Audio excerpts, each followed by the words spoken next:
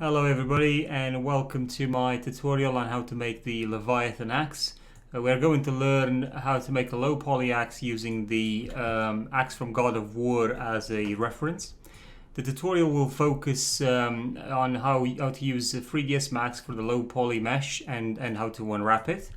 It will also also use ZBrush for detailing and then Substance Painter for creating our textures.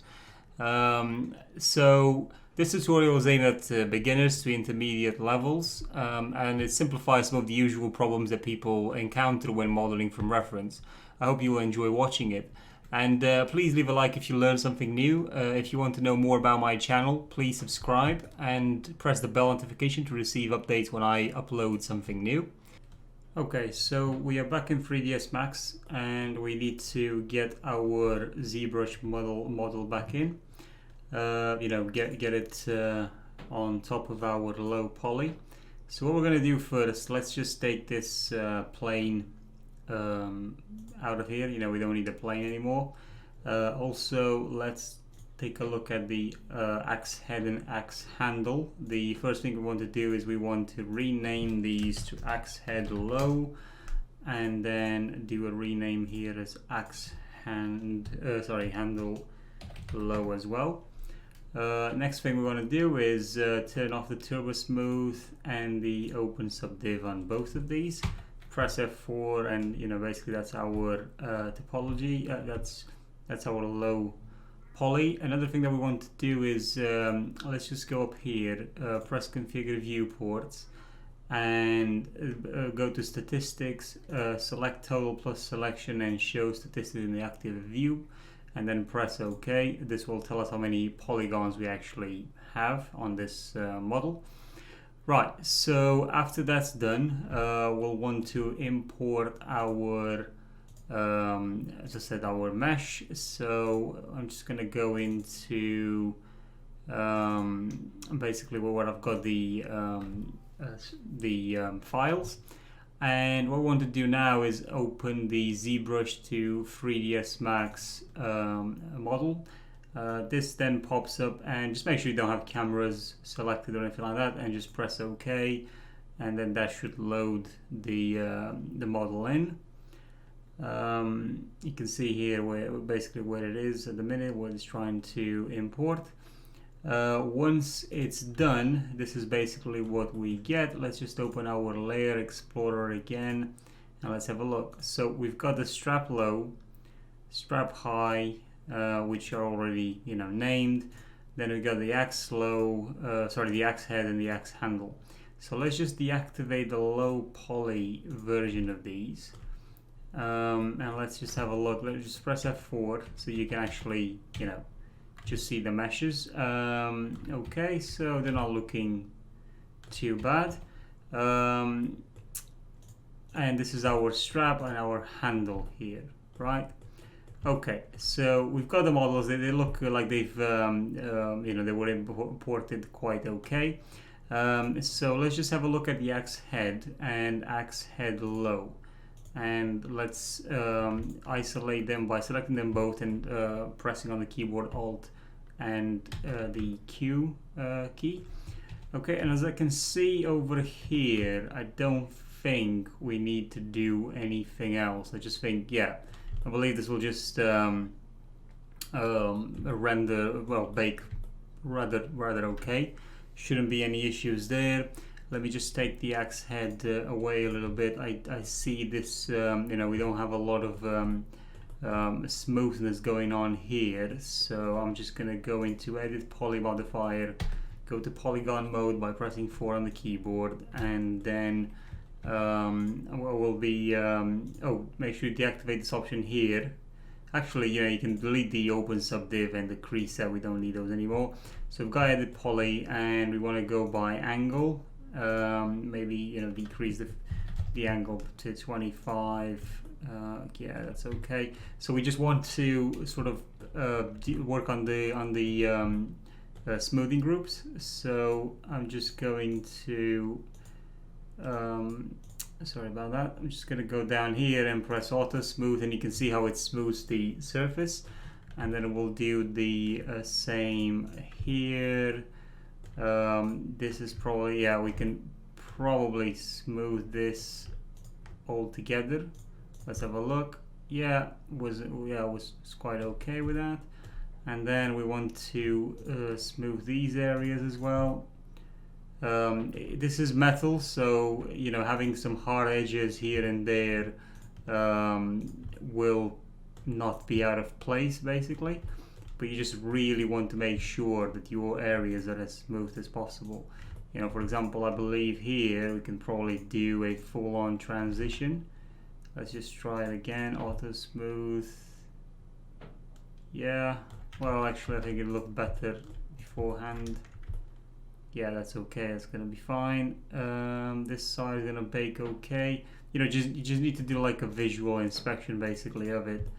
So topology does affect quite a bit on here. You know, for example, in this case here, if you want a better topology, you can you know, go and widen these up a bit. But again, we've kind of worked on the high poly model. I don't want to modify it any further now. So yeah, this should be fine in terms of baking it. We're now going to look at the handle and then the straps, and then we'll move on to UV map it. So now we're looking at the handle, and you know, we've got a few different key differences here. I'm just going to go to the low, going to delete this turbo smooth modifier, and as I'm in polygon mode now, I'll just go down here. You see, this area, we've changed it a little bit in terms of the topology of it.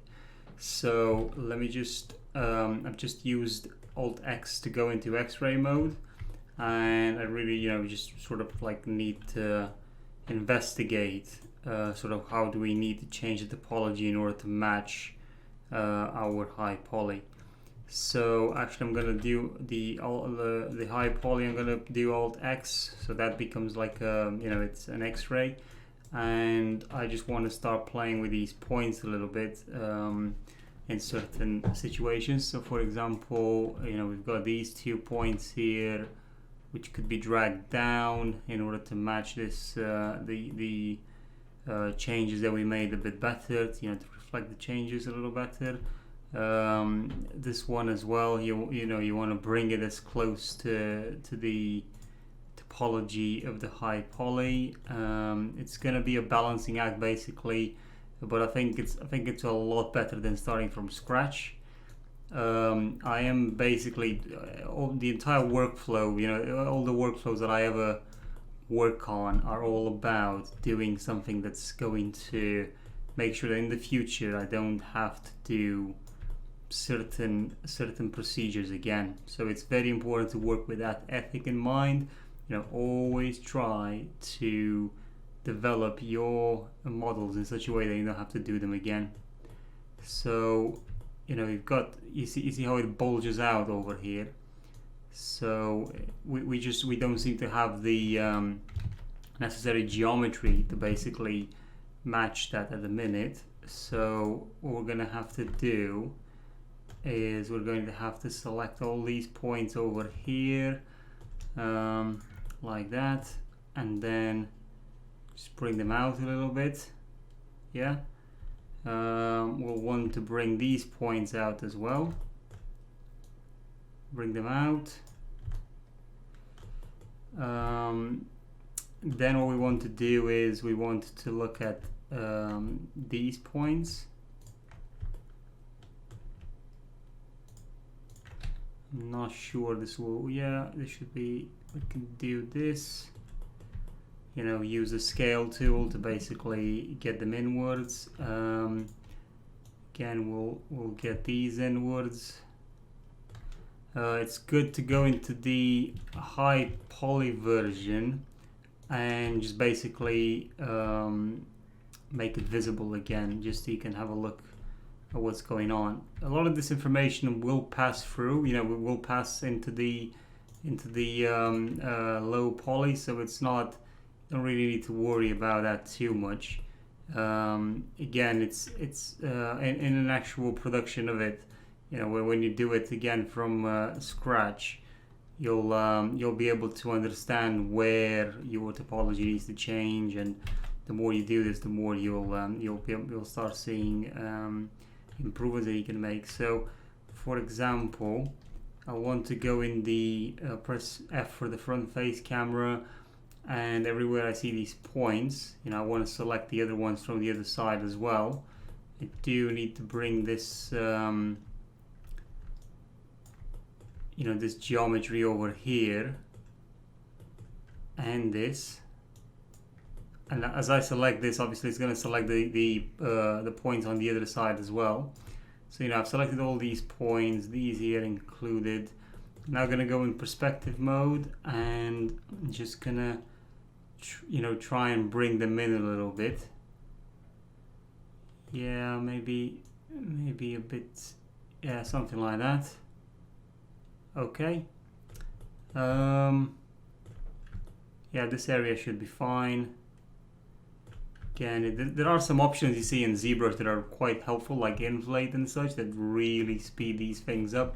So part of my workflow sometimes is to actually take the low and the high poly in ZBrush and play in there with some of the options for quicker results. It's really important to be able to just jump through programs like that and really use all means necessary. So I've just gone into the left view. I'm just trying to select all of these. Let's have a look. Right, the idea was to select the front facing parts. These points over here, as you can see, they're quite separated. Yeah. Let's do Alt X, yeah, something like that. And then you may want to push them inwards a little bit. Alt X again, make it visible again.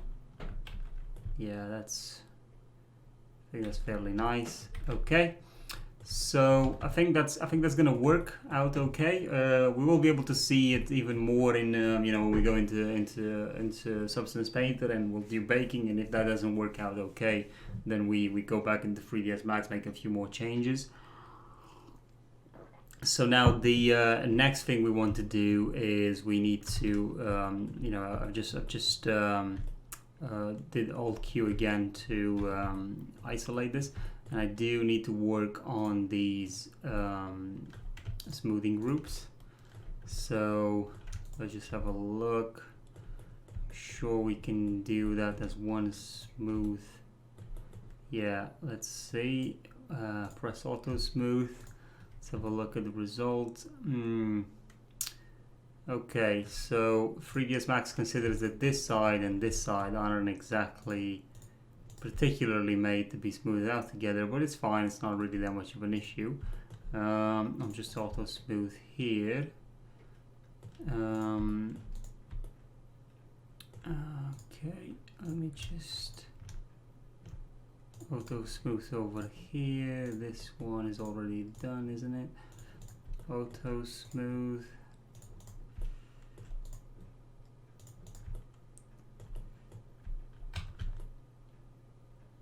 A bit crammed up in here, as I can see. This isn't gonna pan out quite okay because of this triangle. So actually, I may just want to pull it out a little bit. To be fair, I don't really think I need this. Just try and delete these two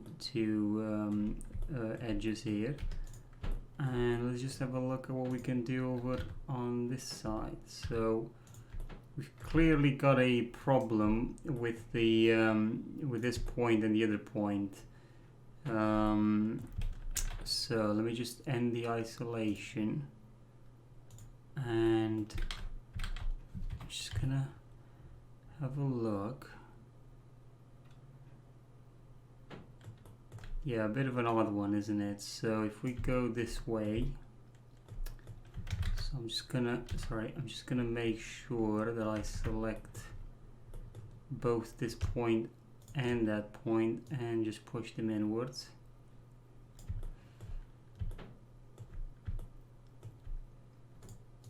and then maybe get these 2 points.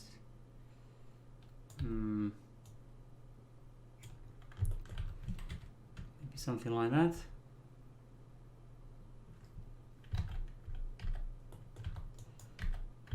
We do have an end gun here, you know, don't get me wrong, I know about that. Okay, so I've just taken that edge out. There's no longer an end gun, and I think it's looking a lot better. Right, okay, so one other thing that I want to do now is I need to change this mouse.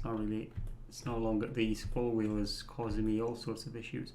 Right, so one thing that we want to do now is we want to go into Rapid Tools and then select Mesh Cleanup and just make sure we have no end-ons, which we don't, which is good. Right, okay. So we've got the axe handle low, the axe handle, the normal axe handle, and now we want to just move on to the straps that we have. And then we'll be able to start our UV mapping.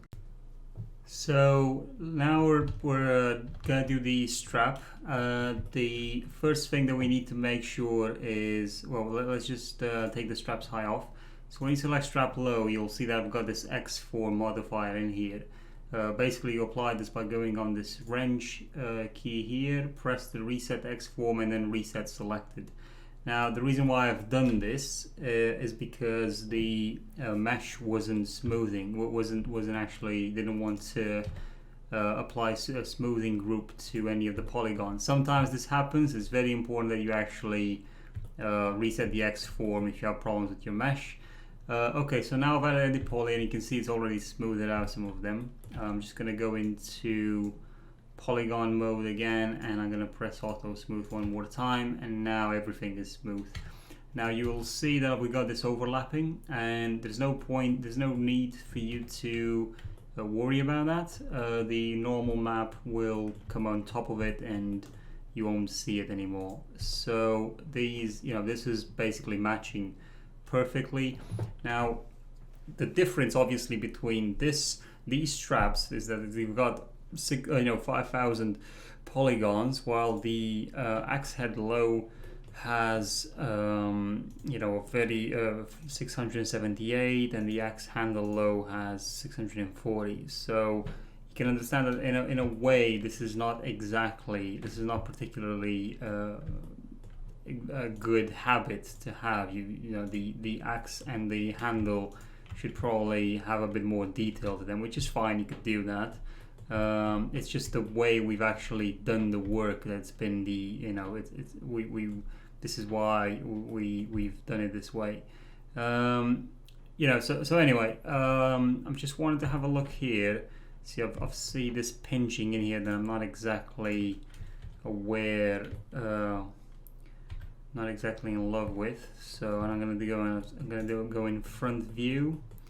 I'm gonna go up here, just select these vertices, and I'm just gonna take them upwards and hide them, as there's no point in having this visible over here. Okay, now let's have a look. Is that okay? Yeah, should be fine now. Oh, what happened on this side?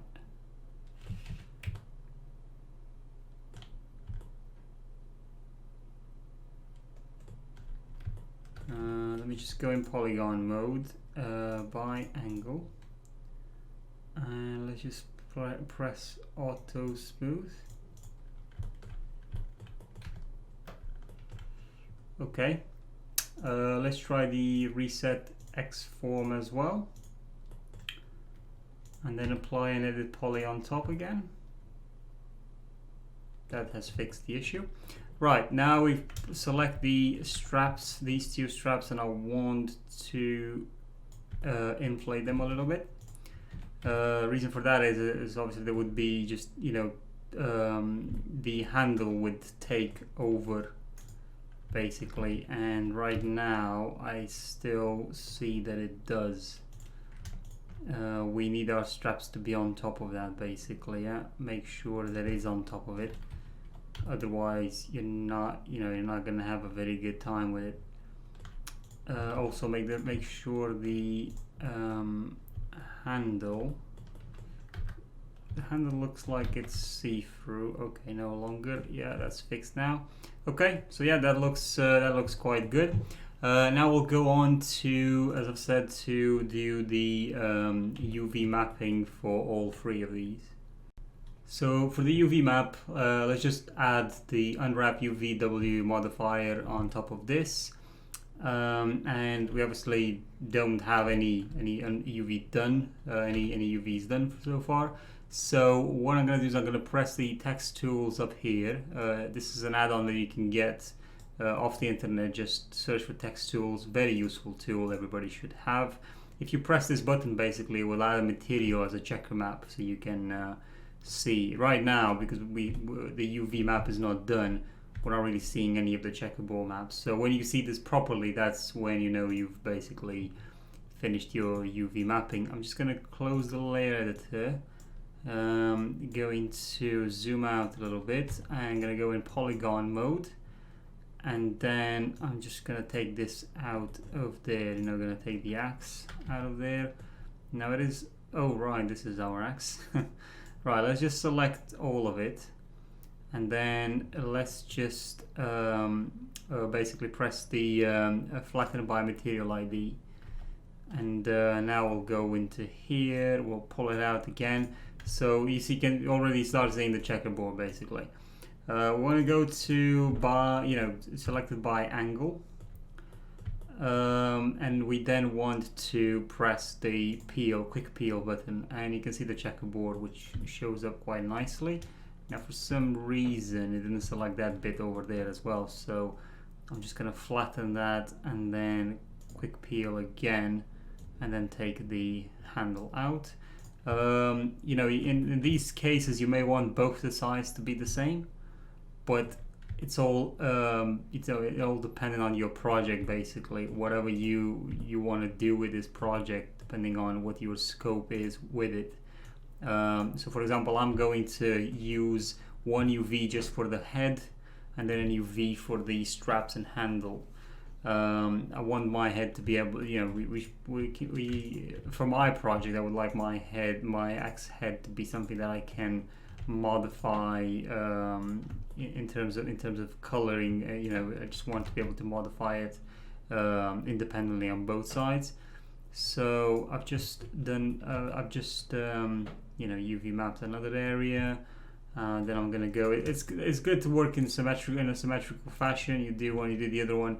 I'm just doing this at a very slow pace. I want everybody to sort of like see what I'm doing. This peel button is one of the most used options in 3ds Max when it comes to UV unwrapping.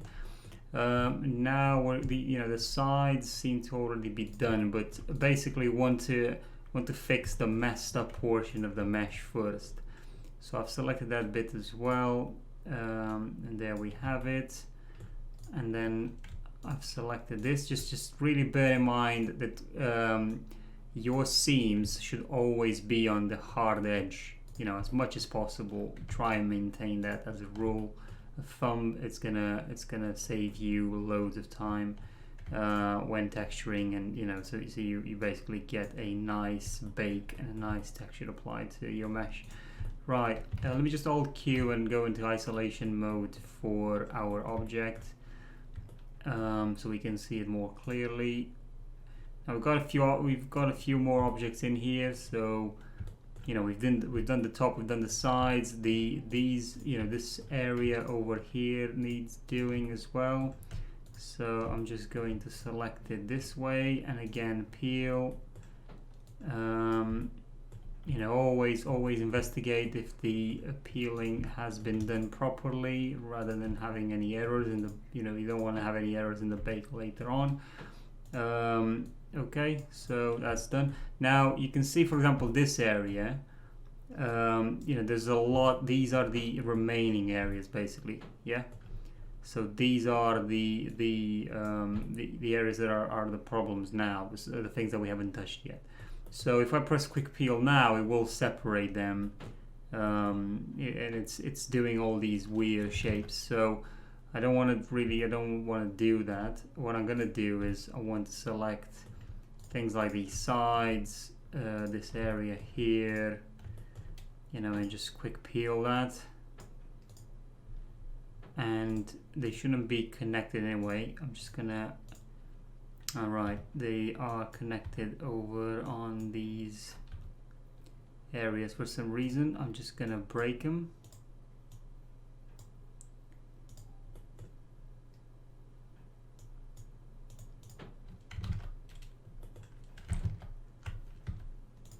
So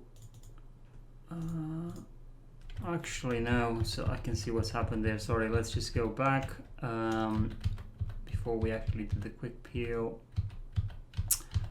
So yeah, let's take these two and let's press the quick peel button, and we've basically separated them like that. Yeah, they're not connected or anything, so it's fine. And then I will take this one and then quick peel as well, which then takes that area off. It's fine to have this seam over here, shouldn't be a problem. And by the way, don't expect any of the artists out there, you know, any of the in the industry or whatever you want to call it, or hobbyists or whatever, do not think that they always have perfect bakes. A bake is perfect as long as the errors from it are no longer visible. So you know what I mean, if you don't need a perfect bake on your whole model if the texture you're trying to show is something that's completely hidden. So for example, on this, you know, we're left with these points from the top here, which I've just selected them all now. I can just press quick peel and they should be coming out all right. Let's just have a look. Apart from this one, so I'm just gonna quick peel that one. I don't know exactly what's going on with it, but I'm just gonna flatten it and then quick peel it. Yeah, it is a bit of an odd one, this one. So I'm just gonna drag it out. I'm gonna drag the other two out as well. What are we left with? We're left with the edges, so an edge from here, an edge going upright, and one at the back. Now the important thing with these edges is they have almost no detail in terms of the textures. So you see how they, you know, I'm just going to make this very big now. I'm going to take these edges away. So these are our main pieces, and so are these here as well. So if we press the pack, you know, they're all going to be shoved in here based on their sizes and complexity, and you know, basically the space that they occupy. The 3ds Max does its best to try and put these in here in such a way that they get a almost perfect spread of texture. If we put all of these parts in there as well, 3ds Max will, you know, try and push them in and get them in there, but you may lose texture when this is happening, because basically it's trying to put this problematic UV and, you know, maps item from here to put it in, you know, in a very ugly way inside this packed form. Now you can do all sorts of things to sort of maximize the space in here. You know, you can even doing things like I've, you know, straightened this out and move it like that, and then you'll be able to increase the size of another piece in here and so on. You know, there's a lot of UV mapping is a very time consuming but eventually worthwhile endeavor, basically, for people who really want their models to be as good as they can possibly be. You know, for example, I've got all these small pieces in here. You know, I don't need them anymore, any larger, so I'm just going to drop them in there, basically. There's no point for me to go into too much detail with what I can do with these. Nobody will ever see these details. And then I've got this piece over here which I can put down here. Now it's got a curve, so I can just basically rotate it like that. Now I've got this piece which we can try to straighten it, which is, you know, something like that. We can have a look now over here. How does it look like? We don't know because we can't see. It's too small, right? It's just a small part of our mesh. While holding control and scaling down, you're gonna scale it basically equally, which is gonna be very helpful. I just need to find the place in which to drop it. God, I hate this rotation tool. Come on. Okay. So again, scale and put it in there. Yeah, just make sure your mesh doesn't touch anything. Yeah, make sure it's not overlapping. But sorry, the islands are not overlapping. So that should be it for the axe. Again, you could, for example, we could have saved a lot of texture space if, for example, we would have overlaid on top the blade and some other areas that could have been overlaid, and then basically whatever you paint on this side will carry on to the other side. Okay, so there's a lot of tricks that you can put up your sleeve to increase that quality. You know, there's areas in here, like for example, if you really wanted to maximize this texture, then you would have cutouts here where the handle comes in, and there wouldn't be any sort of faces in there to texture. You know what I mean?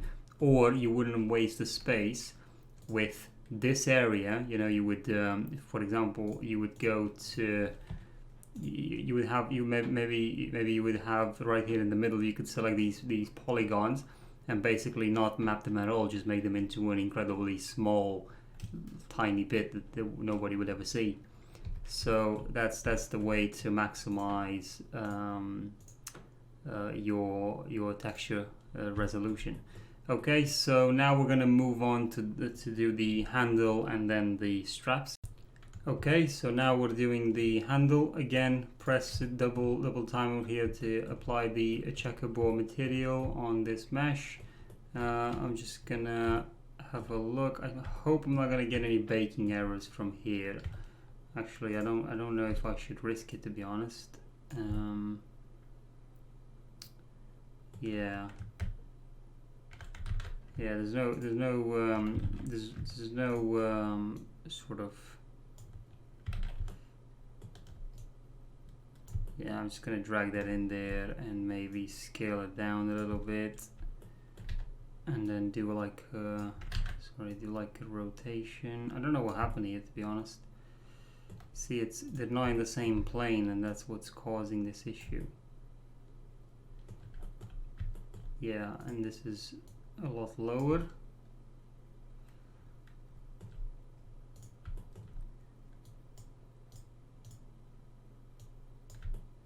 Okay, so I've got the same problem over here. I need to select these.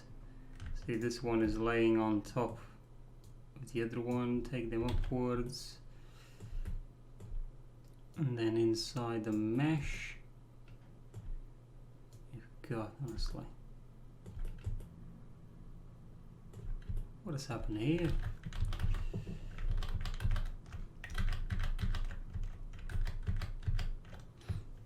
So these are the sort of things that you can encounter while doing mesh, while you know, doing your model, and you just kind of sort of need to find out what happened. And to be honest, the way I see this is a very odd one, isn't it? Oh, 3ds Max is now stuck. I think I should just press a save before I move any further, because you never know what can happen. Always, you know, remember to save. I mean, I lost the project file on this tutorial quite a few times so far, and I had to basically go back and redo some of this stuff just because of that. It's always good practice to save your project. Right, okay, so I'm just gonna undo until I get into this position again, and if you look at here, we basically need to select all of the polygons from this side.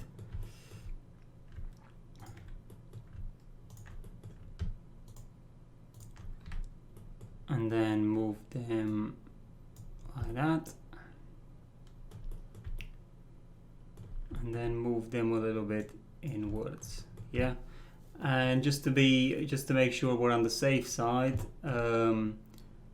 just end isolation and just have a look to see if everything is okay, and it does look like it's okay. Okay, so back to isolation mode. Let's have a look at our UV map. So we want to again apply unwrap UVW. You can see the checkerboard not looking very good. So open UV editor and let's have a look what we're dealing with. Go into polygon mode and then just flatten it. Yeah. So same thing. Well, now I did say I'm going to have on both the handle and the straps on the same UV map. But we first need to do this one and then do the straps and then connect them together, basically. Put them in the same texture space. So, you know, I'm just going to press a quick peel, see if anything happens. Yeah, should have guessed. So we kind of need to decide now where our seam is going to go through. Yeah, that's very important. So where does the seam actually come through? The side of the mesh is obviously the nicest thing, so you don't want to do there, you don't want to do it there. But we could just go across the whole thing, you know, just cut it in half basically. So let's try that. So I've just cut the mesh now in half, and I'm going to press quick peel again, and let's see what we've got. Yeah, it's not too bad actually. Nothing apparent to me that like it's got a problem. I mean, we are going to procedurally paint this, so no. Okay, yeah, I'm happy with that. Again, you know, look at these over here. Let's say these were the only items on the on this UV map. You know, you can easily do some adjustments in here. So, for example, do something like that. Yeah. And then do something like that, and now we, you know, just gain some more texture resolution on them. Yeah, because they are bigger now. So maybe we do something, yeah, we do something like that, and then when we bring the straps in, we'll be able to put the straps in between these. Anyway, let's take them out of this square. We now need to move to our straps. So now with the strap selected, Alt Q for isolation, apply material, and unwrap UVW. Now open, and let's have a look what we're dealing with. Okay, I have no idea. I think the model is there. Anyway, let's just flatten it. Okay, so we've done the flattening, and it's a mess, as you can expect. Let's select it, pull it out. Oh, sorry. Select it like that and pull it out. And then let's try a quick peel and see what happens. So the quick peel was basically what it's done is it has taken every one of these circles and just twisted its form. I mean, it is not so bad, but you'll still have problems. You know, you definitely will have problems with this. So we do need to sort of find a way to segment this in you know, if you look on here, for example, let's take them all out and let's bring one in. Yeah, it's gonna make sure I've got this select by element UV toggle, so then I can, you know, if I press one, I'll select the whole thing. Okay, so if we look at this one here, you know, I've just made it a lot bigger now. This is a circle, but it is overlapping itself on. It's definitely overlapping itself. So we may want to double click that and then press the break option in there, and then quick peel. Yeah, and that is what basically we're looking for. So I'm just gonna go into edge mode again, and I'm gonna basically start breaking these. So if I now select this one and quick peel, that's what we get, and that's what we want. Yeah, that's the important bit. I mean, the UV is going to occupy a bit more space, but not as much as if we would have kept the geometry in between the rings themselves. Yeah, so it's still better. So yeah, as I said, we just want to do this. Unfortunately, they are individual pieces, so you can't just select one edge that would run across the whole cylinder. This is not a cylinder, it is actually one piece. Sorry, it's multiple pieces. As you can see, so just to point out, we've got these two here that have a higher poly count. Now that's because when we did our model, I didn't realize that there was one like that. Didn't realize there was one that basically had a higher, two rings that had a higher poly count, but it really shouldn't make any difference. So as I keep on doing this, you know, well, I'll basically skip to the other part where we work on the material maps. So now that we have all of them in here, we're just gonna pull them out. A lot of these straps, if you're really looking at them, you may want to sort of put them on top of another. You know, it's really up to you on how to do, if you want to do that, and it will take some time.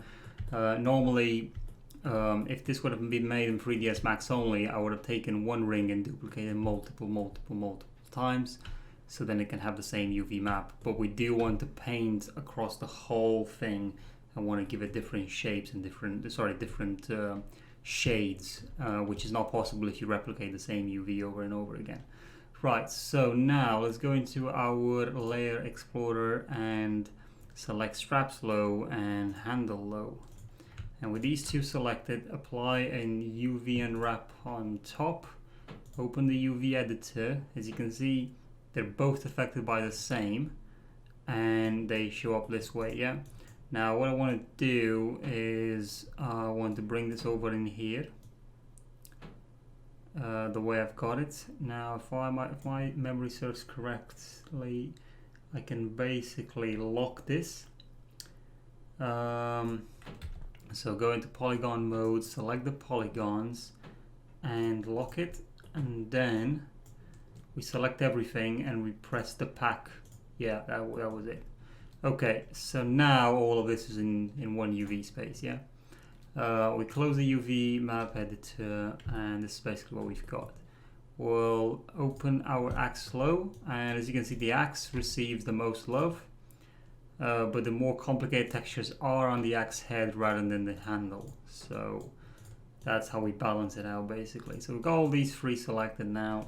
Let's go into, you know, select all three and then just press the checkerboard until we get back to our original material. That's what I love about this text tool. It's really nice. Now, one of the reasons why on this handle we have this hard edge forming over here is because our axe itself isn't very cylindrical. I could have gone the way of actually make it out of a cylinder, and I didn't, and that's why this has happened. I could have done a better job at basically making this a lot smoother here, and I could still even do it now, but actually I'm quite curious to see what sort of result we get. So now that I've got them back to their original material, let's press M on the keyboard so we can get our material editor. Select the axe handle and let's have a look. So the I'm just going to rename this as, sorry, the axe head. So axe head, or you can be even more dramatic and call it the Leviathan head. Right, and then we'll select our handle and straps, and this is the second, you know, axe handle, and then just make sure both of them have this material applied to them. And now there's two texture sets in Substance Painter: the axe head, head, which has the axe head material, and then the handle for the strap in the handle. Yeah. Make sure that the naming conventions, so strap low is strap with strap high, axe head low is with axe head high. So rename to axe head high, axe handle low with axe handle high. This is very important for a good bake.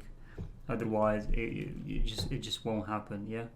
So I'm just bringing back everything. So let's just select the straps. Low, axe head low, axe handle low. Some of the things that you can do right now is for a better result in Substance Painter, you may want to triangulate everything. So this is an option that, you know, if you want to do it, it's not something necessarily, you know, some people will tell you that it's very important that you do that. I've painted meshes without being triangulating the meshes that were, and to be honest, I didn't really have that many problems. But I'll show you how to do that right now. So basically, to triangulate, just go into Edit Poly, go into Vertex mode, select all the vertices, and then just click Connect. And voila, it is now triangulated. The whole mesh is triangulated. Yeah, it's a neat little trick, I must say. You know, I'm not particularly in love with it, but bear in mind, doing this triangulation does have an effect on the polygons. Yeah, so yeah, we'll just leave it triangulated for now. We'll see how that works. Okay, so I've got the I've selected my mesh, file, export selected. We'll call this axe low for convenience sake. Over in here, make sure smoothing groups are on. We don't need any animations, and we don't have any animations, and just press OK. And then let's just get out of isolation mode, and then Control I on the keyboard to invert our selection, which will then pick the high meshes. Export selected, axe high, and smoothing groups, yeah, blah, yada. Okay. And now it's exporting. And we will go into Substance Painter to have a look at our axe.